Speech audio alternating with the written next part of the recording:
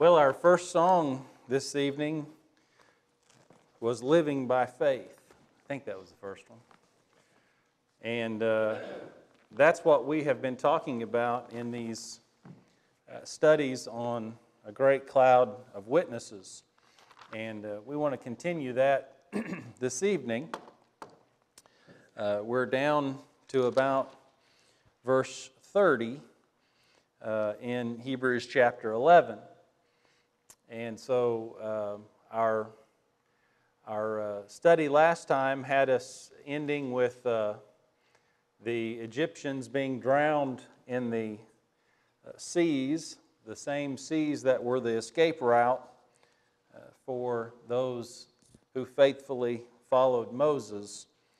And so we're going to continue on from there. Of course, this all stems from the statement in chapter 12 that seeing then that we have so great a cloud of witnesses, let us lay aside every weight and the sin which so easily ensnares us, and let us run with endurance the race that is set before us, looking unto Jesus. And so as all of these in chapter 11 showed their faith looking to God, we are to gear up, we're to gird up our loins and to look unto Jesus, the author and finisher of our faith. So in verse 30, the Hebrew writer says, "By faith the walls of Jericho fell down after they were encircled for 7 days." This is probably, a favorite among Bible students who are either 3 years old or 103. It's just one of those accounts that really, to me, typifies what faith is all about. And so we want to think this evening about the walls of Jericho. There's a great song written about this, that when you have all the four-part harmony and everything, it's very powerful when you sing it, but not nearly as powerful as the story is. Now, as you'll remember, in Joshua chapter 6, the children of Israel, Moses has died and he's passed the torch to Joshua, and Joshua has led them as God brought them miraculously across the Jordan. And the first city that they're going to conquer on their way to taking Canaan is going to be Jericho. However, it's not anything like what we would draw up as far as a straight-on battle. It's going to be vastly different. And so if you take a look at the first 5 verses there, it says, "Now Jericho was securely shut up because of the children of Israel. None went out and none came in. And the Lord said to Joshua, 'See, I've given Jericho into your hand, its king and the mighty men of valor. You shall march around the city, all you men of war. You shall go all around the city once. This you shall do 6 days. And 7 priests shall bear 7 trumpets of ram's horns before the ark. But the 7th day you shall march around the city 7 times, and the priests shall blow the trumpets. It shall come to pass when they make a long blast with the ram's horn, and when you hear the sound of the trumpet, that all the people shall shout with a great shout. Then the wall of the city will fall down flat, and the people shall go up, every man straight before him.'" Now, this means that's prescribed by God here takes us completely by surprise. I can't imagine how it would be received by Joshua, let alone how Joshua would pass this on to the people. And yet, we don't read anything here about Joshua complaining, and we don't read anything about the people doubting. Wouldn't you love to have been a fly on the wall as Joshua passed along the command from God to see the reaction of these people as they thought about, various battles that had been fought up to this point, and yet this was God's prescription for how they were going to take Jericho. What it was a great trial of faith. The method that God gives them puts complete faith in God, and when it comes to pass, it demonstrates God's power. It does nothing to demonstrate the power of the Israelites other than the fact that their God is with them. And God says that when they do what He says, that it won't be a partial victory, that everyone will know. The walls will fall down flat, and they will just have free access, and they will take the city. God appointed this way so that it could be His power that is demonstrated. Over in Psalm 21 and in verse 13, the psalmist says, "Be exalted, O Lord, in your own strength. We will sing and praise your power." I think you see that demonstrated as God tells them what He wants to do. It's not going to be a victory by the strength of bows and arrows or of swords or of the strength of men. It's going to be a victory because of the strength of God. And this was going to be further encouragement for the Israelites, and it was going to be further terror upon the Canaanites, who will see that there is one true God. Also, if you'll notice in His instructions that He says in verse 4, 7 priests shall bear 7 trumpets of ram's horns before the ark. Honor would also be put upon the ark, and God told them, you put the ark out there as you're marching around the city. Now, it's interesting, the honor that's going to be put upon the ark when God tells them to put it out there. When they took the ark presumptuously, it didn't work out so well. Remember back in 1 Samuel chapter 4, in verse 3, it says, when the people had come into the camp, the elders of Israel said, "Why has the Lord defeated us today before the Philistines? Let us bring the ark of the covenant of the Lord from Shiloh to us, that when it comes among us, it may save us from the hand of our enemies." So that they didn't ask God. They just said, well, if we had the ark here, we'd win, putting the power in the ark rather than in God. And what you'll notice is that didn't work out very good. At first, the whole camp of Israel shouted, and so that the earth trembled, and that put some fear in the Philistines because they knew what they had accomplished, the Israelites had accomplished. And at first they were afraid, it says in verse 7, and they said, "God has come into the camp." Well, that's what the Israelites wanted them to think. But the fact was, God had not come into the camp because God didn't say, "Bring the ark into the camp." They did it presumptuously, and it struck fear in the Philistines, but the Philistines gathered themselves up. They gave this impressive speech, "Be strong and conduct yourselves like men, you Philistines."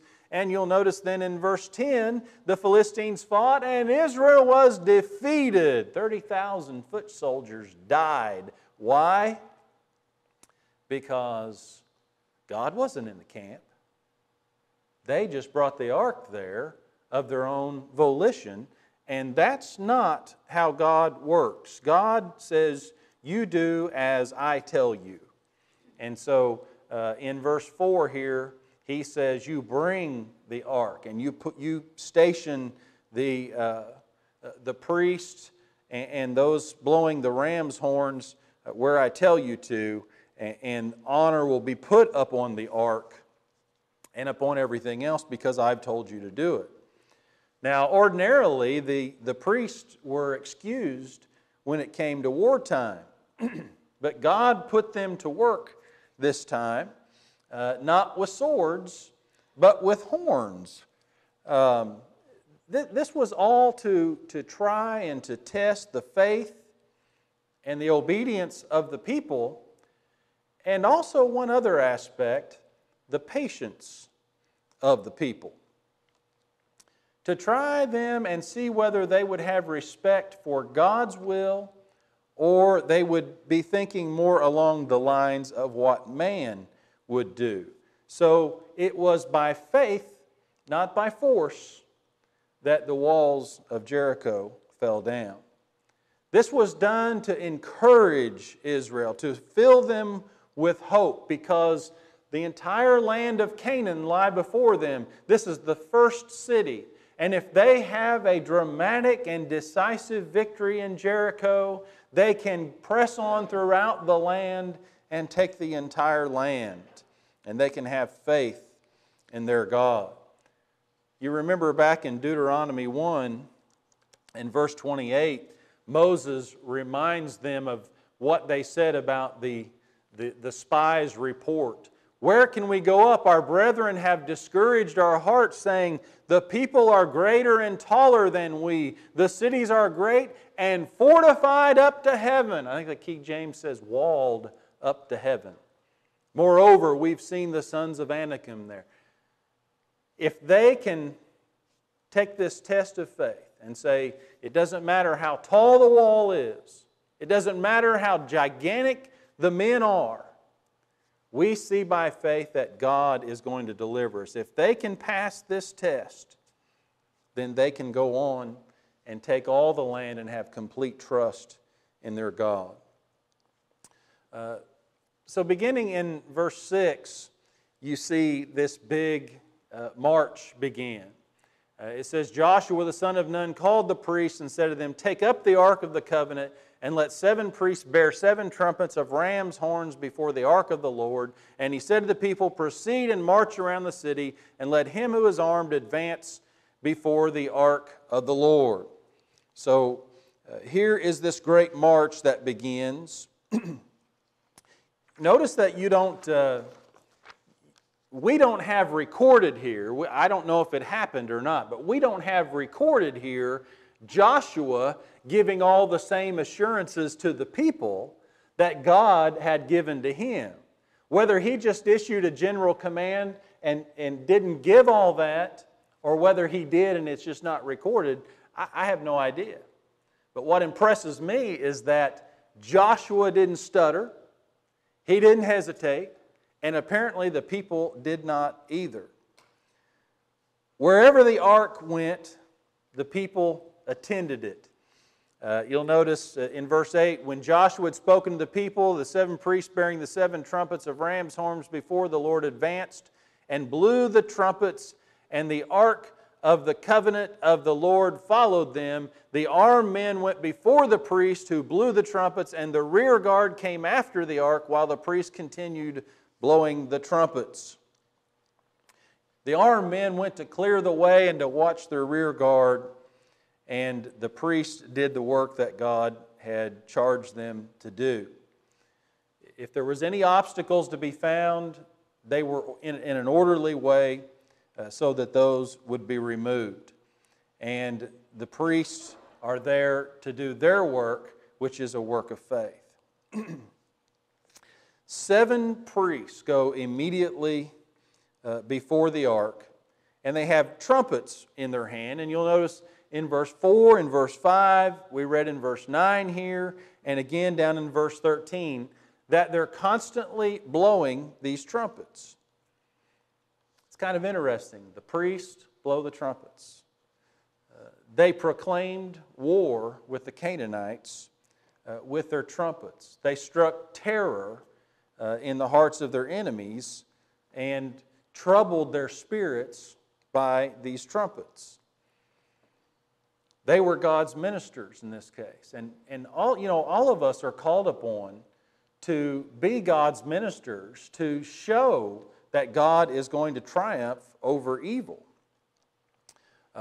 You and I need to blow the trumpet. We need to sound an alarm that our God lives and that by faith in Him, we will be delivered and sinners will be punished. We need to be sounding that same alarm. These priests were God's heralds, and you and I today are to be His heralds. They proclaimed that God was present there. And they put courage into the men of war of Israel, and it was designed to strike terror into their opponents. Blowing the trumpets was to be a sign to the people. It was going to be something that would be remembered. At the end of the day, they'll still remember that sound. And that was the day of battle. This name that's used for the trumpet has to do with the Jubilee trumpet. And, you know, the gospel today is the trumpet of God that is to be sounded to encourage the good soldiers of Jesus and hopefully to strike fear in the sinner that it's time to change my ways. Now, it's interesting, what were these trumpets in verse 8? They were trumpets not of silver or of gold or even of brass, but of what? Of ram's horns. These were not the fancy trumpets of ceremony. These were working trumpets, a working man's trumpet designed to do a job. They hollow out the ram's horn and then blow it to make this, eerie kind of sound. It travels a long way. It was not the beautiful sound of the metal trumpet. It was a dull sound. It was there for show. And again, the excellency is not in the fine trumpet. The power is of God in the ram's horn trumpet, which is interesting because, Paul said that God had chosen the foolishness of preaching to convince men. It's not what looks fancy to men that God uses so that the power can be God's and not man's. 2 Corinthians chapter 10 and in verse 4, Paul says, "The weapons of our warfare are not carnal, but mighty in God for pulling down strongholds, casting down arguments, and every high thing that exalts itself against the knowledge of God, bringing every thought into captivity to the obedience of Christ, and being ready to punish all disobedience when your obedience is fulfilled." God wants the power to rest in Him. His people are to make sure that that's always the case. And so it was the ram's horn that was used in this case. All the people were commanded, you'll notice in verse 10, to be silent. Joshua had commanded the people, saying, "You shall not shout or make any noise with your voice, nor shall a word proceed out of your mouth until the day I say to you, shout, then you shall shout." As I read that, it made me think of the restoration plea. Where the Bible speaks, we speak. Where the Bible is silent, we are silent. Joshua said, God's given some specific plans here. And He has a special plan for day 7 and the 7th march on day 7. But until then, you let the ram's horn be all that the people of Jericho hear. Not your voice, just the ram's horn. Just what God has prescribed. Again, it'll be all God, not the people. That's where the power is. Zechariah 2, the prophet said, "Be silent, O all flesh, before the Lord." Moses said in Exodus 14 and verse 14, "God shall fight, and you shall hold your peace." Now think about this. They were to do this, march around the city once a day, every day, for 6 days, and 7 times on the 7th day. That's 13 marches completely around this big walled city. and they did it. Notice in verse 14. In verse 13 is the first march, and it says in verse 14, the second day they marched around the city once and returned to the camp, so they did 6 days. And then verse 15, it came to pass on the seventh day that they rose early about the dawning of the day and marched around the city 7 times in the same manner. On that day only they marched around the city 7 times. Now, let me ask you this. Could God have caused the walls to fall down with one march around the city? Well, if He could do it with 13 marches, He could do it with one, couldn't He? But that wasn't His command. That wasn't His plan. His plan was for them to do it 13 times. That means 12 times they would do it, and absolutely nothing would happen. In fact, they might hear a little cackling up there on the wall. You guys marching, blowing the trumpet again? Good luck with that. Can you imagine? 12 times they do what God says and nothing happens. What do you think the message is? Do you ever do what God says and nothing happens? I do. Sometimes I do things and wonder, okay, God, I've tried to please you, but I don't see any good in this. What have I done? And the people of Jericho are there to remind me, maybe this is just March 8 of 13. Maybe this is just March 10. Maybe this is just March 12. Because those marches were all preparatory to the big day, but they were necessary. You couldn't leave a single one of them out. They had to march every time. And on that 7th day, they had to go 7 times. Now, can you imagine if Naaman had a little anxiety dipping down in that pool 6 times and nothing happened? How much anxiety would it cause marching 12 times and nothing happens? Also, if they did it for 7 days, one of those days would necessarily had to have been the Sabbath day, wouldn't it? God didn't create the Sabbath to put limitations on Himself. He created the Sabbath to put limitations on man so that man could see the wisdom of God and give Him the reverence that was due Him. It wasn't intended to bind God. And it wasn't intended to put a hardship on man. It's, interesting over in John chapter 5 when the crippled man was healed.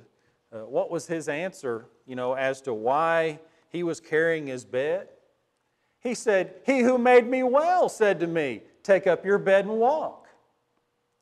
Well, maybe that wasn't something that was supposed to be done on the Sabbath, but you see, when the Lord of the Sabbath tells you this is mitigating circumstances, this is an exception, then you listen to the Lord of the Sabbath. And so the Sabbath day march was not there to limit God. It was there so that they could again turn to God and ask Him what to do, and He could command them, this is going to be different than previous Sabbaths because I'm telling you what to do. They continued to do this during the time appointed, and they didn't see any effects from it the entire time, those 7 days and 12 marches. But they had to persevere. They had to keep on. What distance they walked from the wall, we don't know. One would think it would be far enough away that they were out of harm's way from the archers on the wall. Could they hear what the people were saying? We don't know. If they could, there's a very real chance the people scoffed at them. And ridiculed them for this strange thing that they were doing. We saw that in other passages. Nehemiah chapter 4 has a passage there where the people ask, "What do these feeble Jews do?" The people on the wall were saying peace and safety, and destruction was just right around the corner.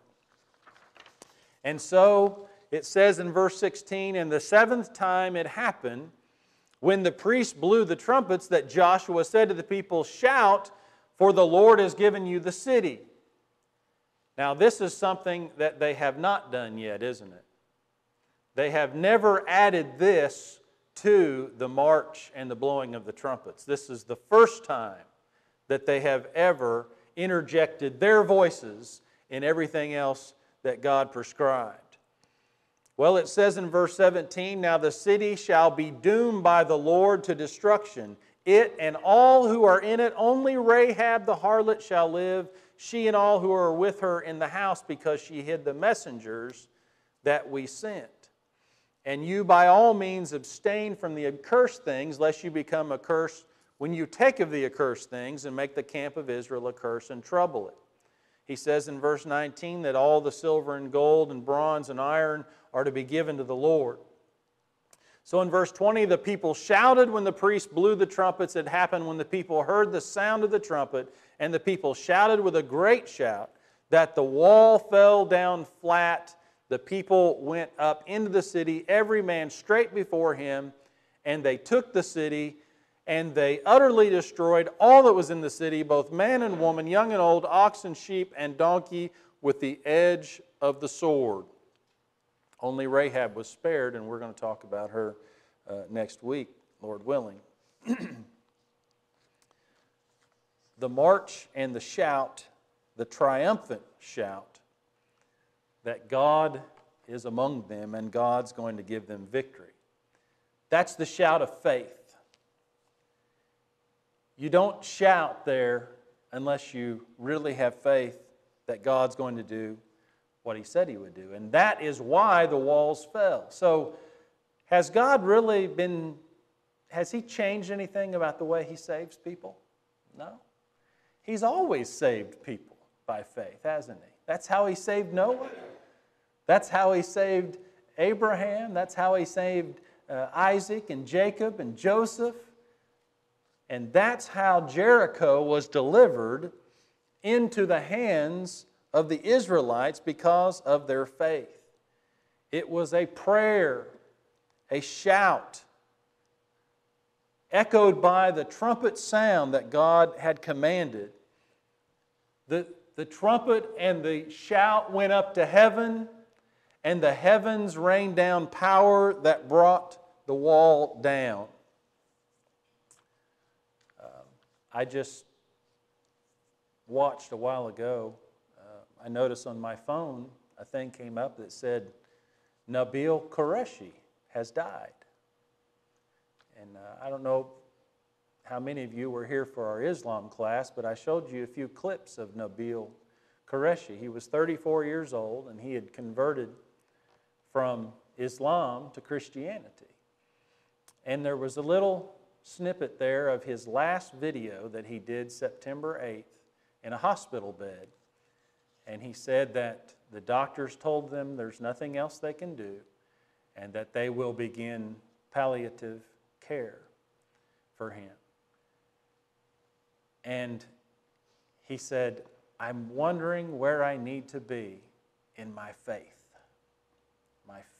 in God. What do I need to be thinking about what God will do for me?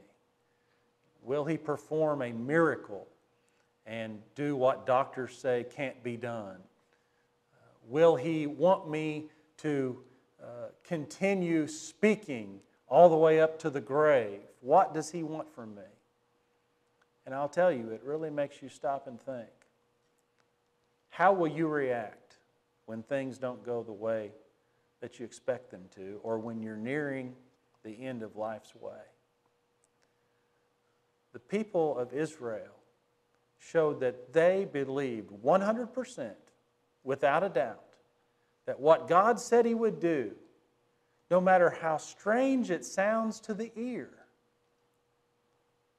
no matter how foreign it is to any military strategy, what God has said He will do, He will do. And we are to look to Jesus, the author and finisher of our faith. And you know, it's interesting to me in 1 Corinthians chapter 15.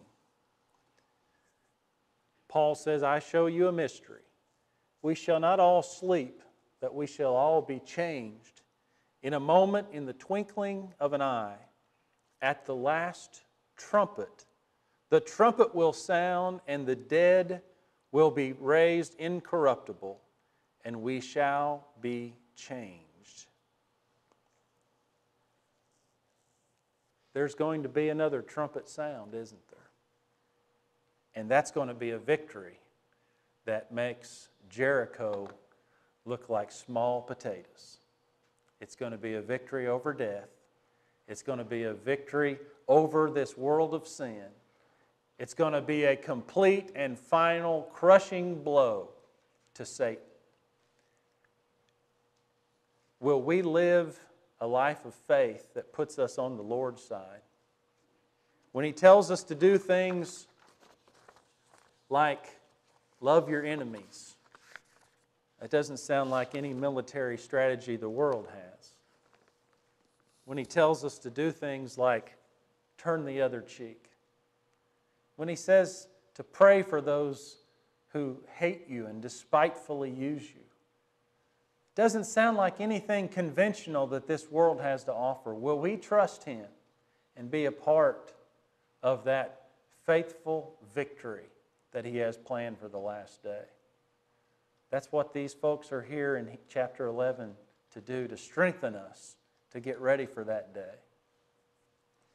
If you're not ready, there's changes that you need to make in your life, and we can help you to make your life ready should the Lord descend from heaven with a shout today, with the voice of the archangel and with the trumpet of God, so that you'll be ready. If we can help you, please let us know right now while we stand and sing.